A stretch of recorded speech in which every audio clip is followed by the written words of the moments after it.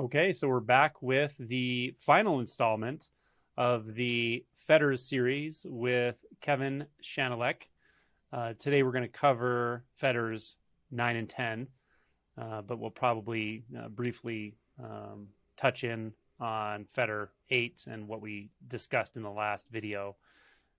If you're interested in the entire series, just check out the playlist, which is called Fetters with Kevin Schanilec, and check out his website, which is called simplythescene, all one word.com. And he has a description of each of the fetters as you move along, and then a sort of practice guide as well for how you might do this on your own. So welcome back, and thanks again. Thank you again for having me, Angelo. It's great to be here. Yeah. So we finished our last video discussing when the eighth fetter falls, which is the subtle self-sense or the fundamental self-sense. So maybe give us a little bit of just a review of what that is, what it's like when it's there, and then what it means for it to not be there anymore. Yes. So when the eighth fetter is in place, you have a sense of identity. The first person pronouns I or me seem to point to something, somebody. There is also an obvious sense of an interior or inner aspect to experience. And of course, then an outer experience as well. When the eighth fetter falls, suddenly there is no I or me. Your every last scrap of identity suddenly disappears, as does the sense that you have this private inner experience.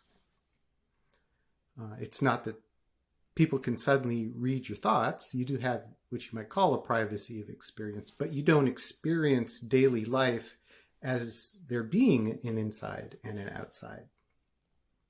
So it's a pretty big change, pretty big shift in experience. It's here that the trauma that you've experienced in your life can start to come out, because it no longer has an identity to try to manage it, incorporate it, tamp it down. More generally, though, it's not just that there's an I or me that's missing. There's more general things that are now seen to be missing. Something that your identity seemed to provide or be an example of. For example, stability, reliability, safety, certainty, a certain amount of control over life. Those are the things that you realize that you miss because you no longer have an example of, for example, predictability. You're used to waking up every morning, go, here I am again. It can seem like the sense of identity was permanent. Suddenly it's gone. So there can definitely be a sense of something's wrong. It's not just something's missing, something's actually wrong. And of course, you still suffer as a result of believing that there's something wrong with what's going on in your daily life. One way of looking at what the sense of identity did for you is it provided a prime example of, for example, predictability and control. And it's not too difficult to see how you can build fetters 1 through 7, your entire persona, on top of that sense of identity. However, all that's gone now. So that's kind of where the ninth fetter inquiry picks up. I think that's a really clear and thorough and pretty exhaustive description. I might say you don't realize how much that completely illusory sense of self does until it's gone. Right. And one person described it as they mourned for the self, this sense of identity. Unfortunately, there's no going back. It's kind of like Santa Claus. Once you see there's no such thing, yeah, you just can't unsee it. Yeah. And I might touch into the the varied ways that people experience this. I mean immediately once it's clear. Like one moment it's there, one moment it's not. And not only do you see it's not there, you see it never was there, never could be there. And it can come with it a grief it's not logical because you know it wasn't there, but it doesn't matter. You still, it's a very, very deep, energetic letting go. It is. Can be interpreted as grief and so forth. Yeah. Right. And, the Fetters prior to that is the same thing in that one minute it's there and the next moment it's gone. You see it was never there, but there isn't that, oh my gosh, now what? Which, as you say, can really go into grief and intense suffering because, it can be very disorienting. Suddenly you have no foundation. You have nowhere to land in life. Yeah. Yeah, I might say also your description and your list of the factors that are no longer there, the sense of there being predictability, solidity to anything. I would say that there's also the sense of being able to orient at all in any way is just gone, and there's no way for that to happen anymore. So it can feel a bit like I don't know, like trying to reach for in all these directions. There's just nothing to reach for, and it. And yet the reaching kind of still happens for a while.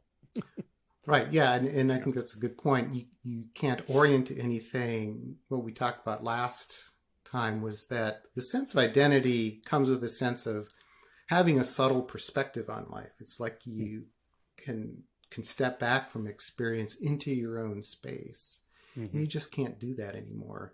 And you did that all your life. So it takes a while to get used to this new lack of perspective. Yeah. So then the ninth fetter defined or translated as restlessness. Can you give us a little bit of a primer on that? Right. So even though we don't have an identity, we still want our experience to be a certain way. For example, we want it to be predictable.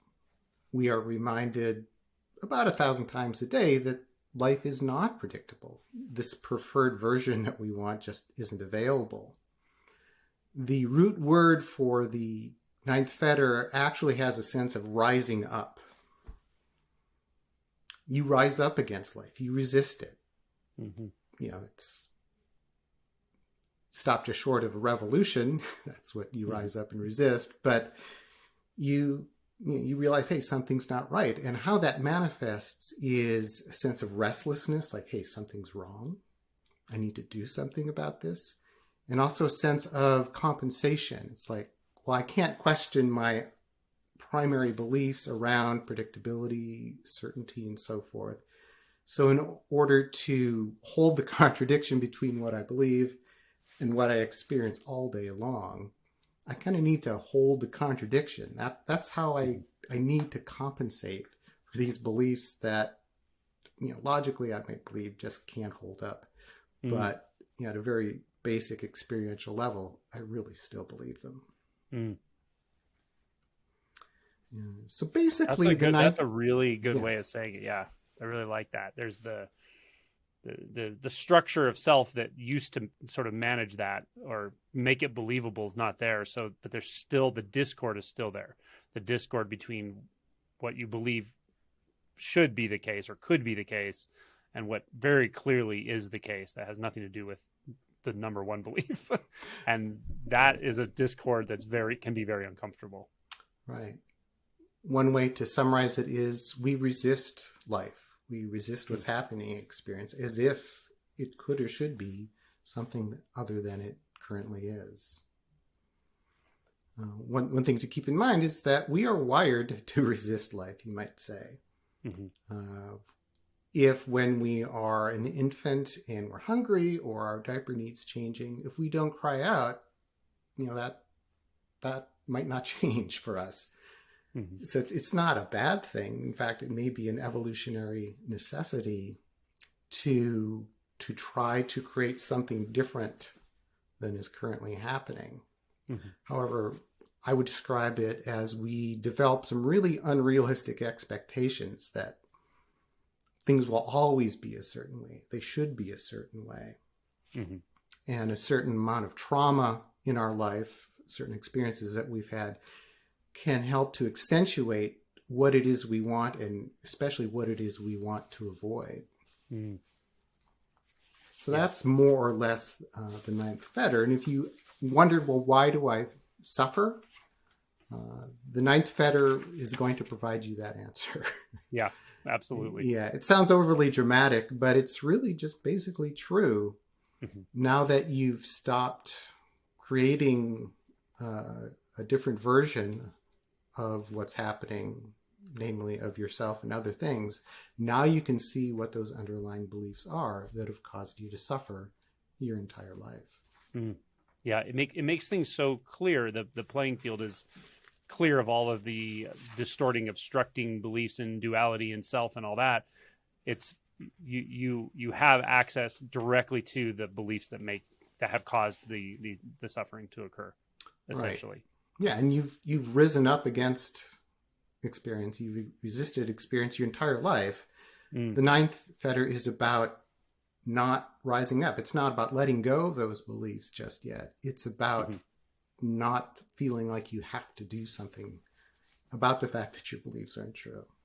Okay, that's good to know. Okay, so it's about not rising up or seeing that it's not necessary. Right. It's noticing when that restless urge to compensate for those beliefs. Mm-hmm. You can get really sensitive to when you start to do that. Sorry, I disappeared. Oh, yes. Okay. I'm back. You can get really sensitive to when you do rise up.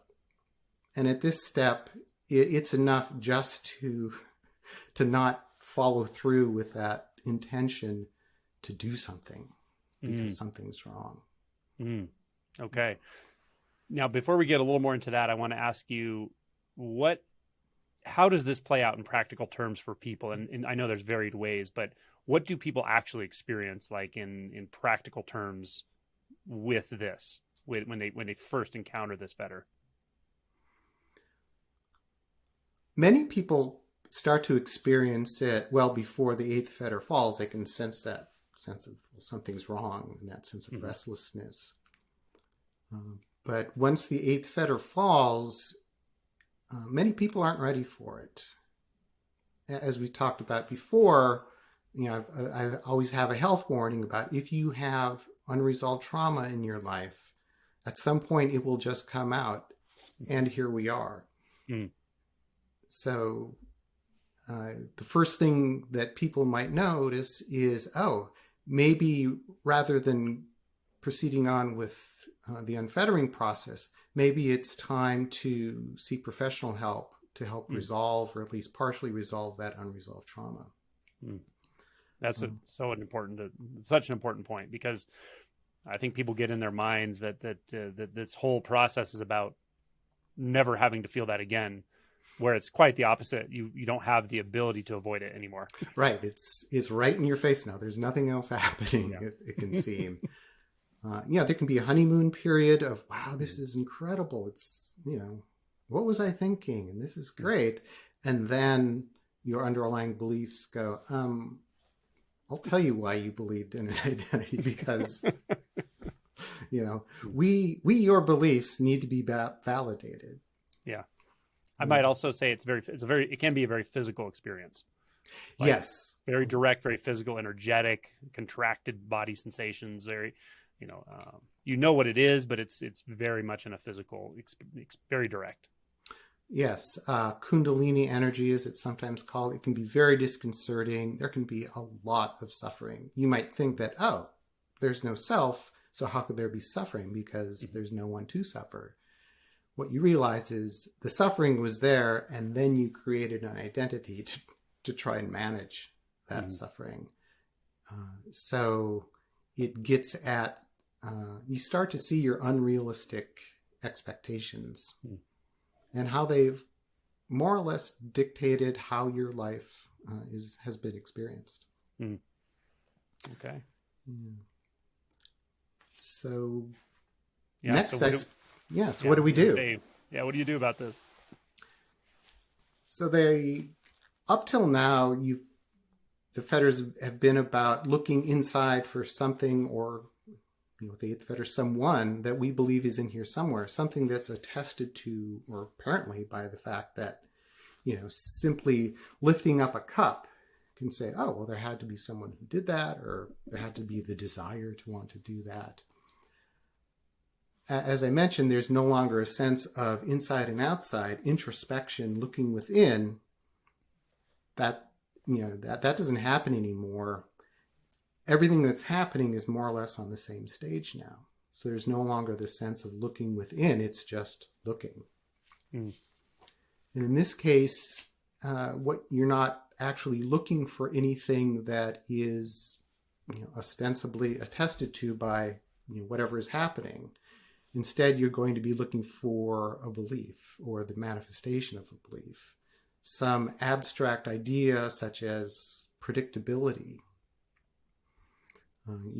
Instead of looking for something within, you're just going to be looking for, well, is this belief true? So it's a much different type of what you might call inquiry. You're looking in the entirety of your experience for something that you think is there, you wish was there, but just isn't. So it's a two-step approach. One is clarify, well, what exactly do you want? What are your beliefs all about? And the second thing is to see if that belief is true. And so in terms of clarifying what it is you want, the place that I typically start is with the 3 reminders from the Buddhist tradition. And we believe that life should be permanent, predictable, controllable. We believe that life should be satisfying. We should always feel good. And we also tend to believe that we should know what's happening. There should be a certain substance to everything around us. We know what we know. And there's a lot of variance around those, but those are very good places to start. Mm-hmm. And you may already know, based on the restlessness that's already coming up, you may know what you're looking for, but you may not. Mm-hmm. So the first thing might be to just one by one drop in, for example, there's no such thing as predictability, or there's no such thing as permanence. Just see what your usually a full body response is, and what thoughts come up. Mm-hmm. The message might come up, well, of course there is. There has to be. And then drop in, there's no such thing as always feeling good, and so forth. And, just notice any resistance that comes up, the energy, something really doesn't seem right. Maybe it's the thing that you most wish were true, or you regularly find yourself thinking, well, but I thought, X was true.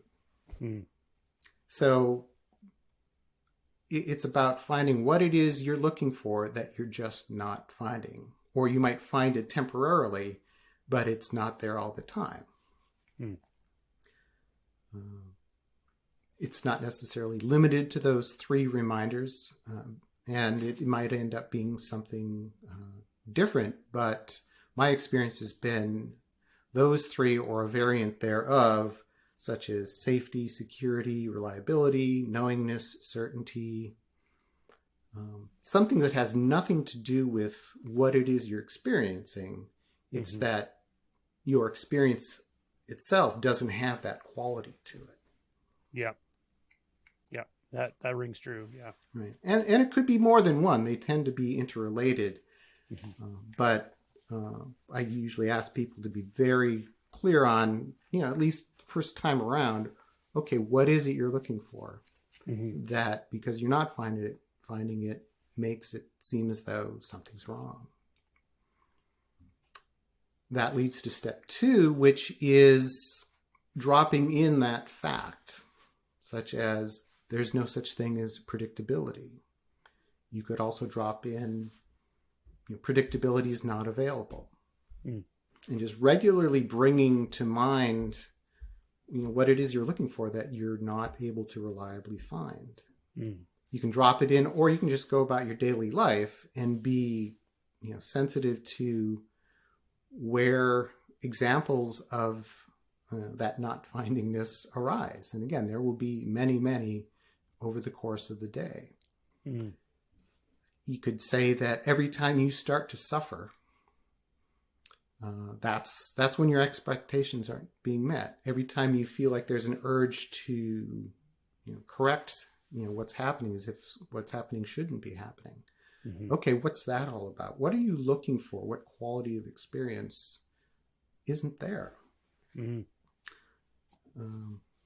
There can be as you mentioned before, there can be a physical aspect of, for me, it was like I was trying to cast a net to snare whatever it is, in my case, predictability that I was looking for.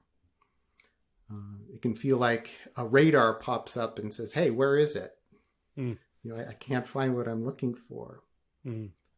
You may find yourself as though you're sitting on the edge of a chair and just not quite able to be comfortable. Mm.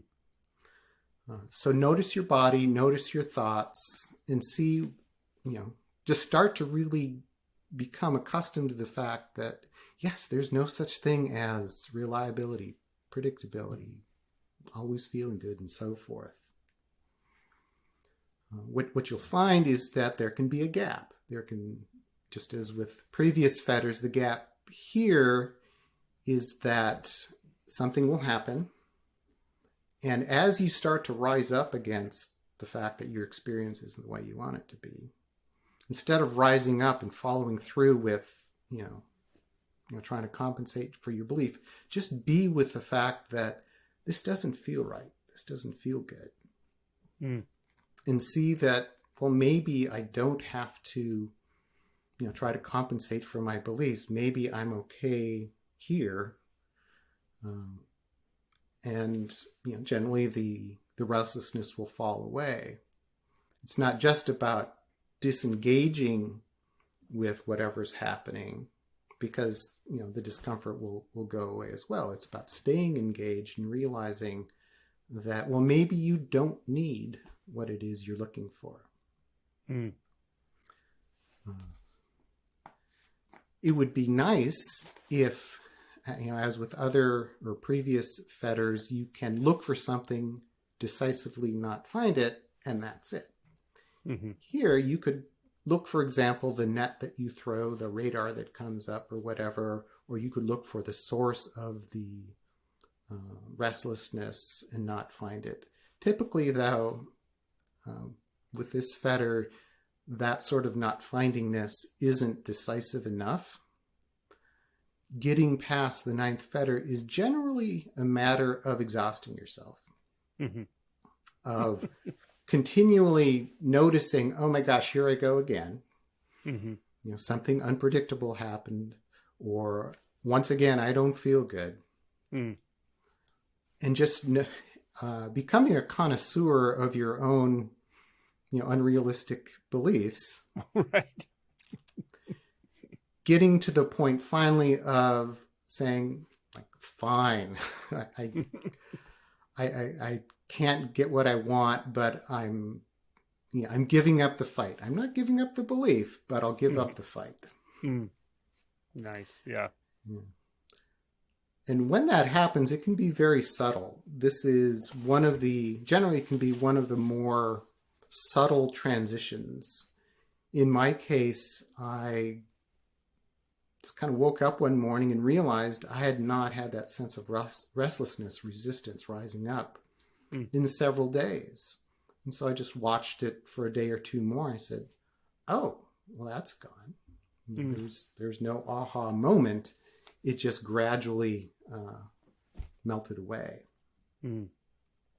That's how I find it as well. Like watching people go through this is like, it's really fierce grace that self-structure drops, because there's just nothing to mitigate anything anymore. So it's so direct that it's like beating your head against a brick wall, because it's going to feel good when you stop. You will stop, I think. And I think it is good to continue to look into those beliefs, like, where am I saying no? What are my expectations? And seeing that they're just never going to be met. again and again, but it does tend to sort of burn itself out, I find. Yeah. Right. And there's some things to keep in mind is that while my recommendation is to become sensitive to and regularly notice your beliefs starting to manifest, this isn't going to be a 24/7 inquiry. I mean, you can get very desensitized to it. Mm. So take it in measured doses, especially if traumatic experiences are now coming up that were previously managed. And it may be helpful to set those aside and look at other more mundane or less provocative situations where the same sort of belief arises, such as, well, I should have a feeling of security all the time.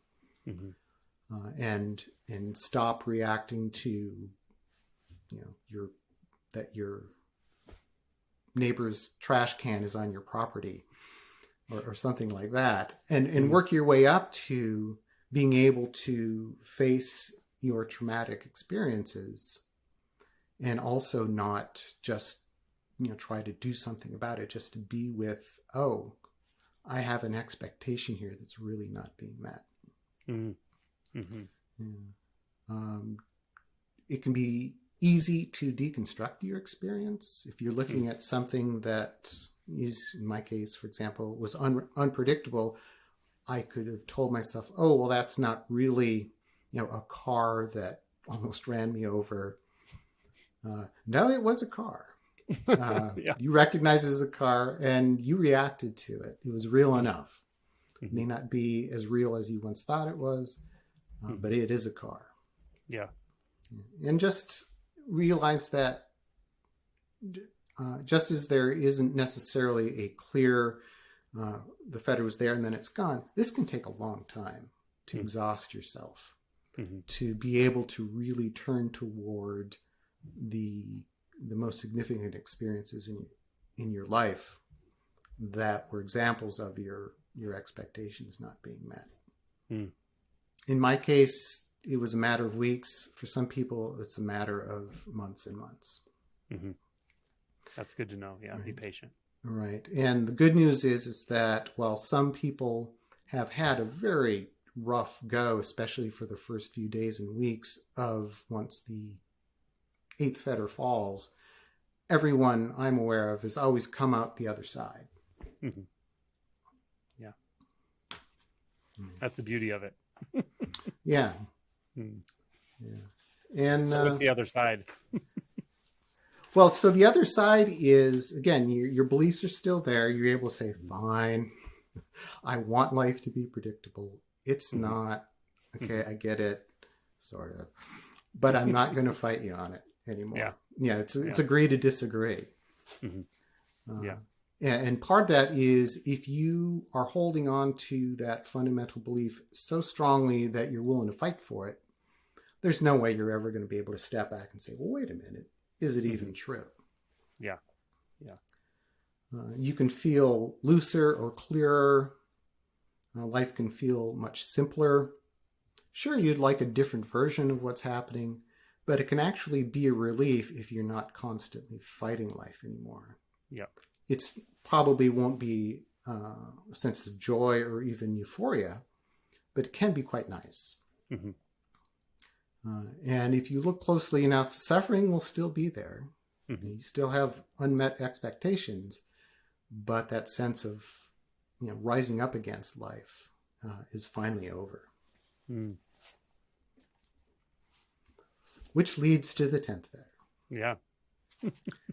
The original Pali or Sanskrit word for this is often translated as ignorance, as if, and that can give a sense of, oh, there's something that is affirmatively true that I'm ignoring, that I'm not aware of. And in this case, there is nothing that you're going to know that you don't already know. It's a matter of letting go what you thought you knew, what you thought you could expect. So that's why I translate it as not knowing. You think you know. You think that life should be a certain way, has to be a certain way.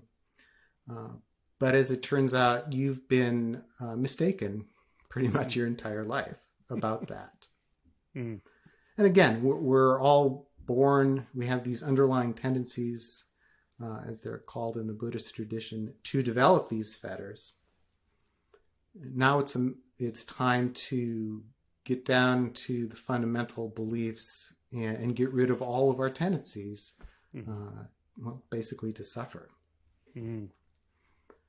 One of the things that I realize, and a lot of people realize, is that, well, but I want to be able to describe and thus predict what's happening in life.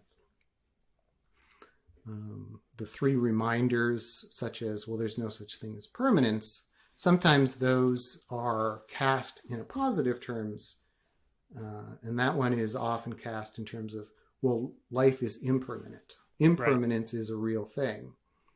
And what I sometimes have people do is just, for example, hold up a coffee cup and say, okay, is this cup impermanent? Is it visually changing? Without resorting to thought, is impermanence a thing? It's like, no, it's just a mental construct. And I say, okay, well, is it permanent? Is there something that you see that says, oh, that cup will be here, 1,000,000 years from now? No, it's not. So that at least for me, that need to describe and understand what was happening, to know what was happening, really came to the fore here.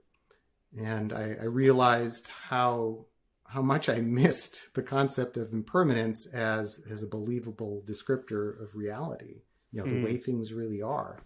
Yeah. Because I believe that life should be knowable and predictable. Yeah. Right. Yeah. Another thing that will strike you is that it'll start to dawn on you that you've led life in a very indirect way. Mm-hmm. There's what's happening, and then that's filtered into the version that you experience. Mm-hmm. An image from a movie called Ocean's 11 from many years ago. Don Cheadle's character is a demolition expert, and he's in his hotel room working on his next demolition project. And on the TV screen, they're blowing up a Las Vegas casino.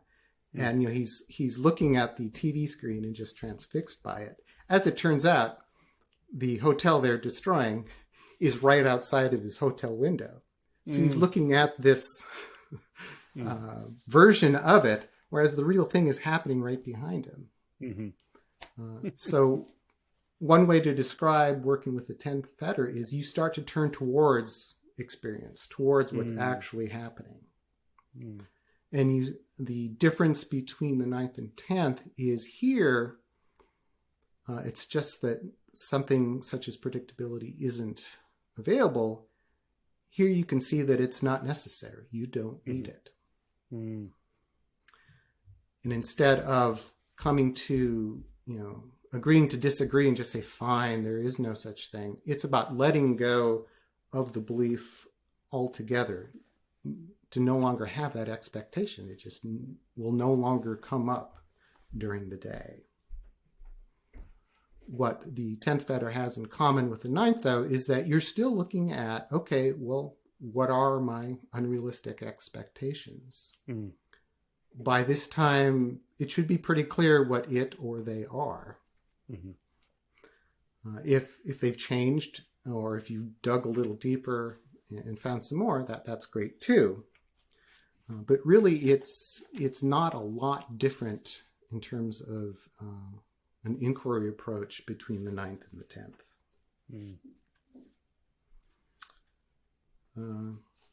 As I said, you start to see that, oh my gosh, I'm looking for something that I can't even, there's not even any proof of it. I had proof apparently of, for example, there was a button that got pushed in me to react with Fetters 4 and 5.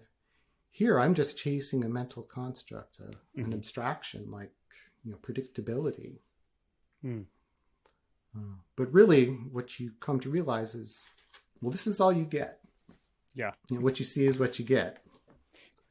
And there is no other version available. Yeah. But there doesn't need to be.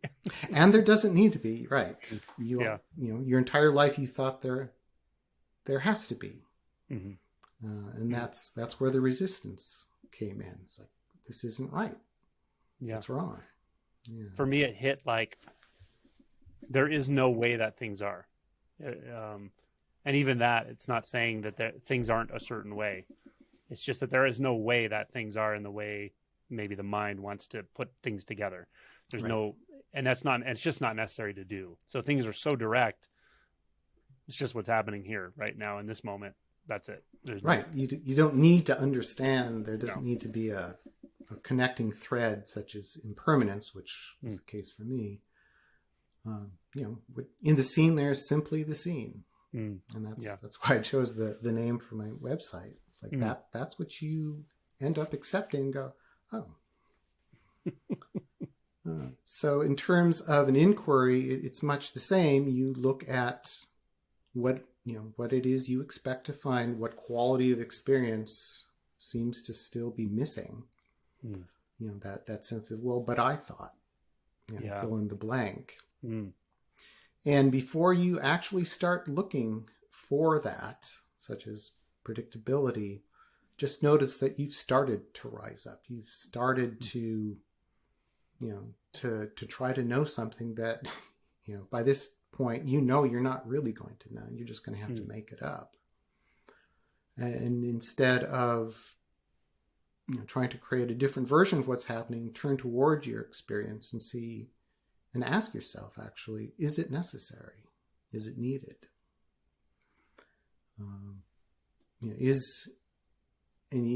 It'll also be very obvious that, and it's not there anyway, is it? It's not that it's not possible, or maybe tomorrow, or it's there, but I'm missing it. It's just, it's not there. It's just not available. There can be something of a targeted inquiry here.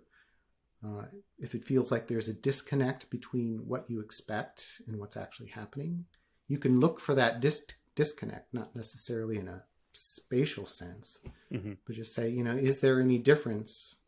Is there a point of demarcation between your expectations and what's simply happening?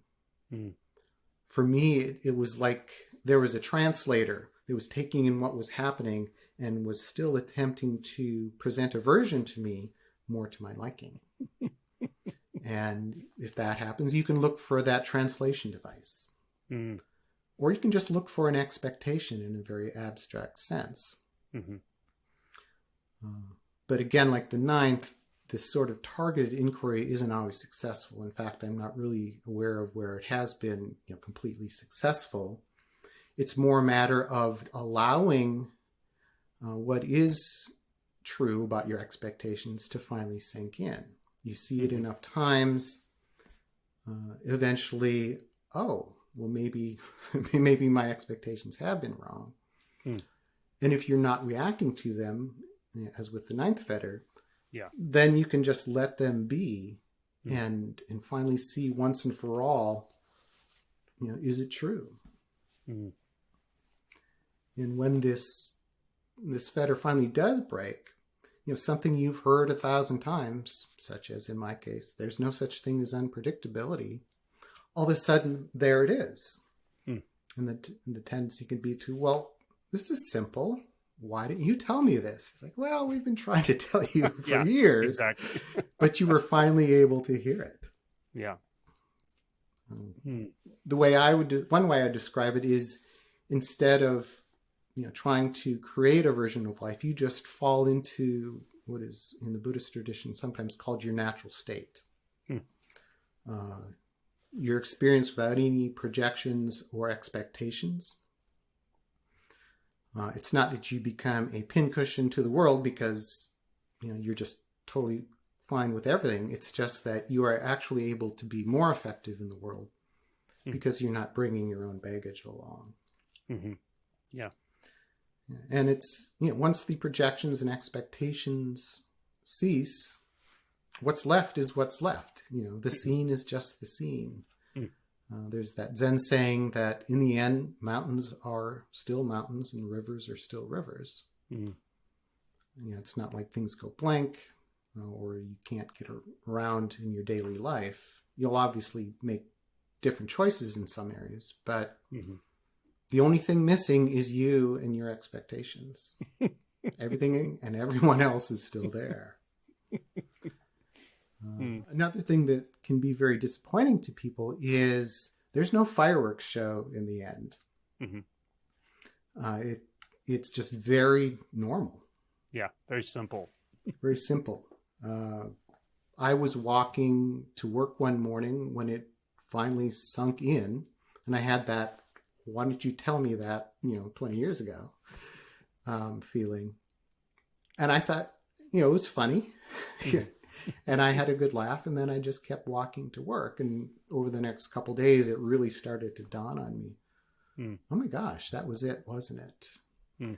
And what I look for in people that I work with is there a sense of being done with the spiritual quest? Suffering should stop, and it's that suffering that impels us on that spiritual quest to begin with. So is there a sense of, okay, there doesn't seem to be anything else to do. Nothing else seems to need to change. And again, it might take a few days for it to fully dawn on you what exactly happened and what no longer seems needs to happen. Beautiful. Yeah, that's exactly my experience. Something just comes to an end, and life doesn't come to an end, but the sense of suffering and needing to fix suffering, you almost forget what suffering was, although I can still sort of remember it. It's because in one sense you've deconstructed it fully, and yet for me there's an enjoyment of working with people going through this, or just because what else are you here to do otherwise? I mean, right. So and with the Fetters, there's 6 or 7 shifts that are really a joy to witness. And this is, without trying to put words in anyone's mouth, this is what everyone wants, I think, to not suffer. Yeah. It may seem like you want things, but what you find is you want the experience that those things bring, probably on a temporary basis. Yeah. They temporarily meet your expectations. What if you just drop those expectations altogether? Yeah, and you may or may not use this word, but to me, the experience of freedom is clear. And what it is, though, it's not freedom to have everything you think you wanted. It's nothing like that. It's freedom for all of experience. Yes. Painful or pleasurable doesn't actually matter. Right. If you hit your thumb with a hammer, it'll hurt. Life is not always going to be pleasant. But as you go back into the house, put a Band-Aid on your thumb, there doesn't have to be the narrative of, now, why did I do that? Or thinking how you can blame your spouse or something, you did. Yeah.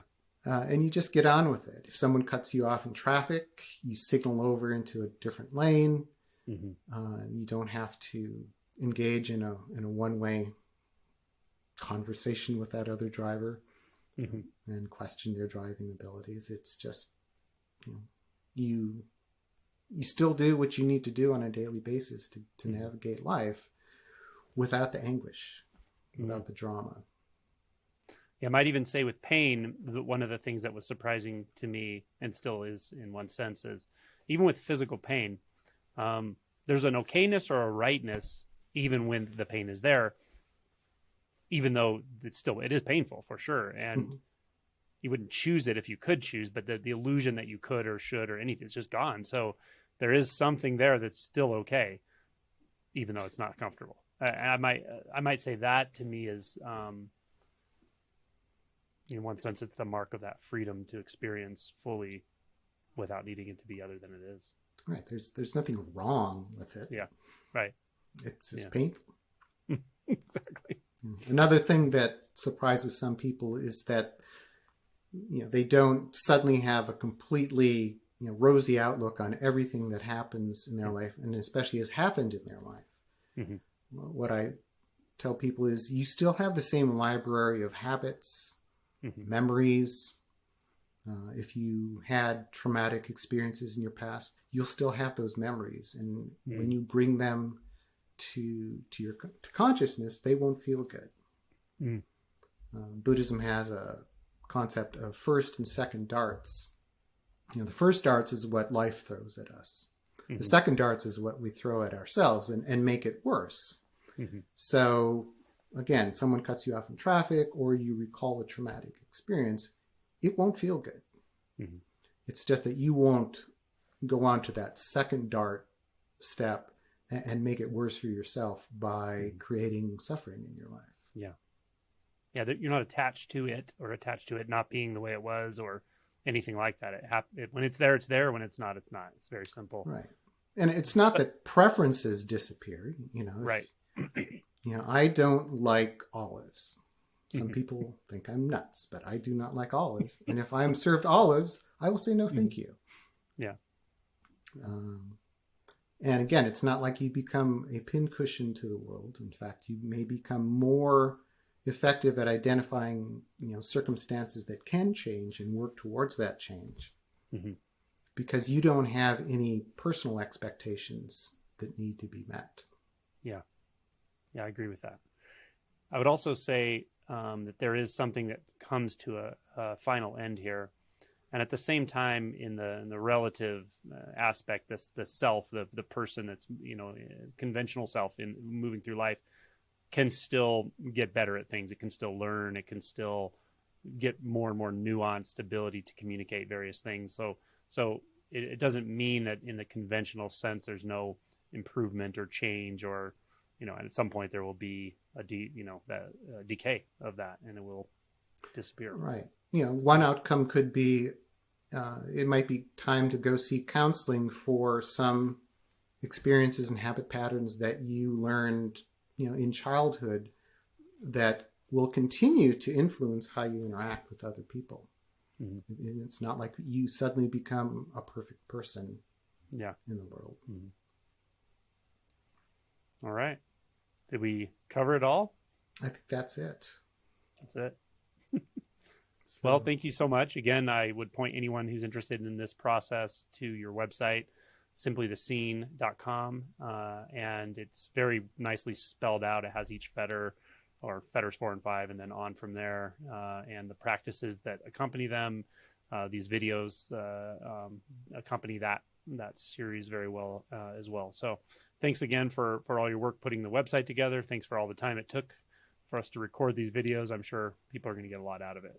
Yeah, thank you, Angelo, for asking me about this. I found this incredibly helpful, and yes, I really hope other people find it helpful as well.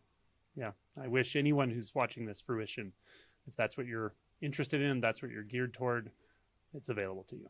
Yes, it's absolutely possible. Thank you. Yeah, thank you.